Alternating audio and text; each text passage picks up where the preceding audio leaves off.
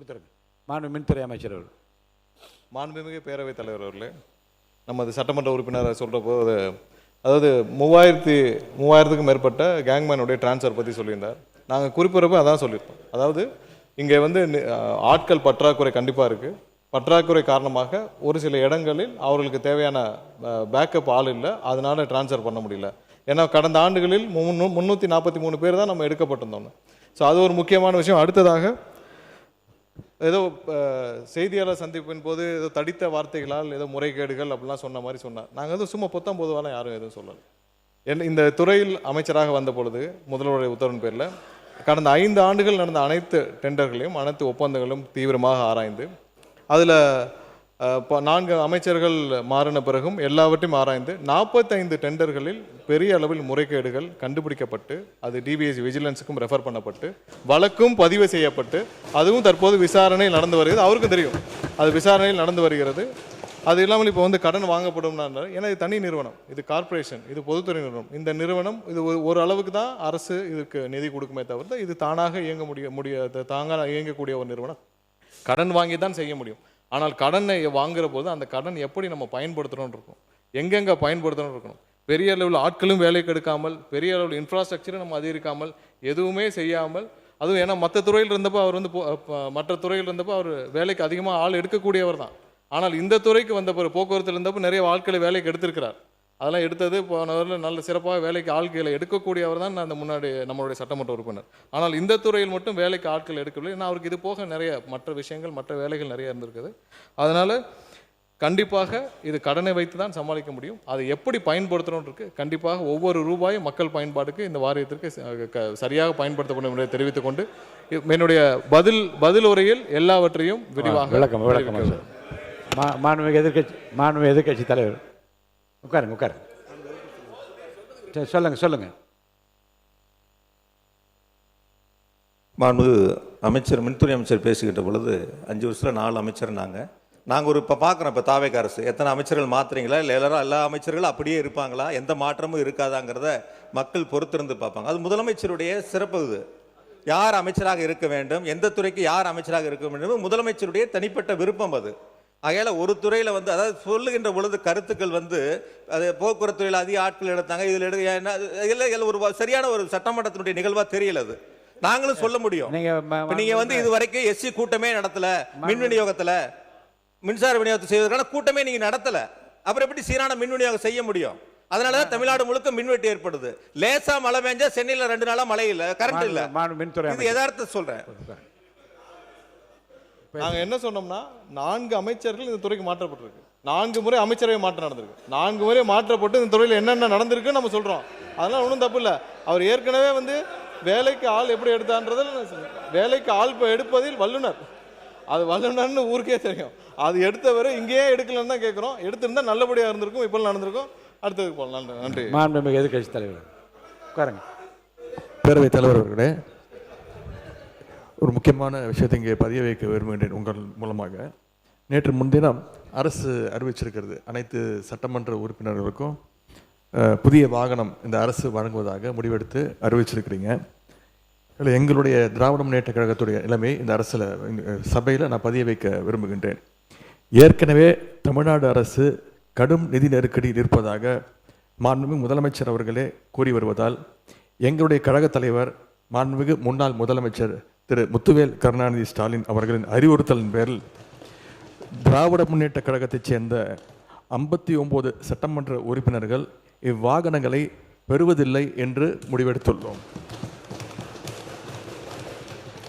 மேலும் அரசுக்கு ஏற்படுகின்ற தேவையற்ற செலவுகளை குறைக்கின்ற நோக்கத்தில் மாண்புமிகு சட்டமன்ற உறுப்பினர்கள் தங்களது தேர்தல் வேட்பு மனுவில் குறிப்பிட்டுள்ள பொருளாதார சூழலை கவனத்தில் கொண்டு பொருளாதாரத்தில் நலிவடைந்துள்ள உறுப்பினர்களுக்கு மட்டுமே இந்த அறிவிப்பின் கீழ் வாகனம் வழங்க வேண்டும் என்பதை இந்த அரசினுடைய கவனத்திற்கு தாங்கள் எடுத்து செல்ல வேண்டும் என்று கேட்டுக்கொள்கின்றேன். நாங்கள் கையொப்பமிட்டு இந்த கடிதத்தை உங்கள் மூலமாக அரசுக்கு கொடுத்துக்கிறோம். மாண்புமிகு பொதுப்பணித்துறை அமைச்சர் அவர்கள். பேரவைத் தலைவர் அவர்களே, எங்களுடைய அரசினுடைய முதலமைச்சருடைய நோக்கம் புதிதாக தேர்ந்தெடுக்கக்கூடிய மக்கள் மட்டுமல்ல, இதே சட்டமன்றத்தில் ஏழ்மையாக இருக்கக்கூடிய சட்டமன்ற உறுப்பினர்களும் இருக்கிறாங்க. அதில் முக்கியமாக விடுதலை சிறுத்தைகள் கட்சியுடைய சட்டமன்ற உறுப்பினர் அங்கிருந்து வரும்போது பஸ்ஸில் தான் வந்துட்டு போறாரு. என்ன பிரச்சனை? பேசாதீங்க, தயவுசெய்து குறுக்க யாரும் பேசாதீங்க. திமுக காலையில இருந்து என்ன உட்காருங்க, பிரச்சனை உட்காருங்க. தெரியலையே. நீங்க பேசுங்க, நீங்க பேசுங்க.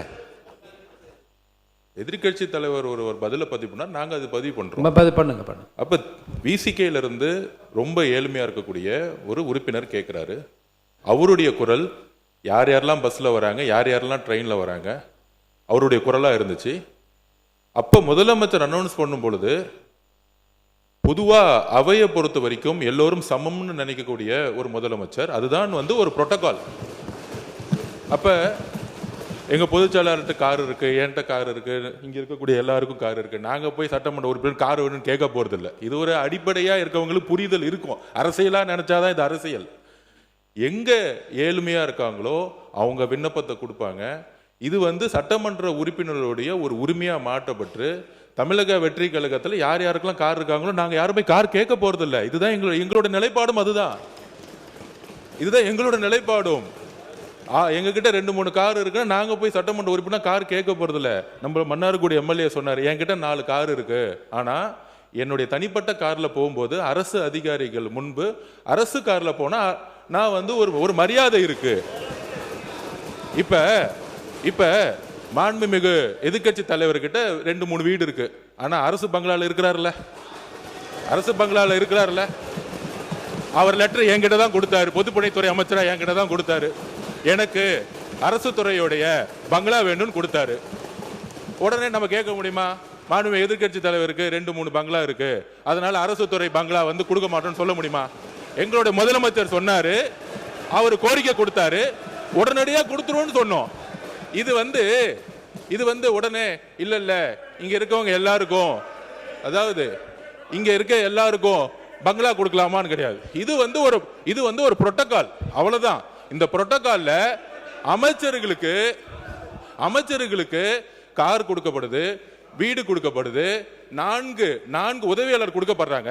அப்ப சட்டமன்ற உதவியாளர் கிடையாது, சட்டமன்ற வீடு கிடையாது. சட்டமன்ற உறுப்பினர்களுக்கு நீங்க உங்களுடைய தேர்தல் பத்திரத்துல கார் இல்லைன்னு சொல்லலாம், வீடு இல்லைன்னு சொல்லலாம், 10,000 ரூபாய் பணம் இருக்குன்னு சொல்லலாம். ஆனா எங்க கிட்ட பல்வேறு சட்டமன்ற உறுப்பினர்கிட்ட எங்க கட்சியில் சொந்த வீடு இல்லாதவங்க இருக்காங்க, கார் இல்லாம இருக்காங்க.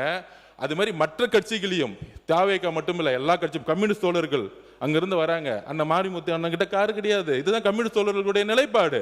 அப்ப ஒரு அறிவு பெறும் பொழுது இந்த கட்சியுடைய சட்டமன்ற உறுப்பினர், இந்த கட்சியுடைய உறுப்பினர்களுக்கு அறிவிப்பு வராது.